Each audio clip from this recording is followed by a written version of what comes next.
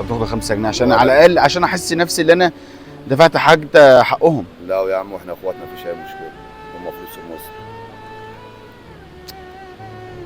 انا خايف اكون خسرتك والله. لا مفيش خساره، ربنا ما يجيب خساره. طب انت استفدت ايه دلوقتي لما تطلع 3 كده من غير ولا يا جنيه؟ عم طرق لله، المشكله ابن خالد يعني خالد المشكله. انت حضرتك اسمك ايه؟ اسمي محمد. طب بص يا محمد، انا عايز اقول لك على حاجه واحده بس. عمر انا. بص حضرتك، انا لابس شنطه، بص عليها كده. الشنطه دي طلع منها تليفون، كل ده كنت بصورها. طب انت بتصور لي بقى حضرتك؟ بعمل برامج على النت، بطلع جدعان في شنطه المصريين، وانت راجل محترم، فده اللي انا حابب اظهره للناس. وكمان انت كمان مش من البلد، انت كمان غريب زيك، فعملت معايا حاجه كويسه، فده اللي عايز اظهره.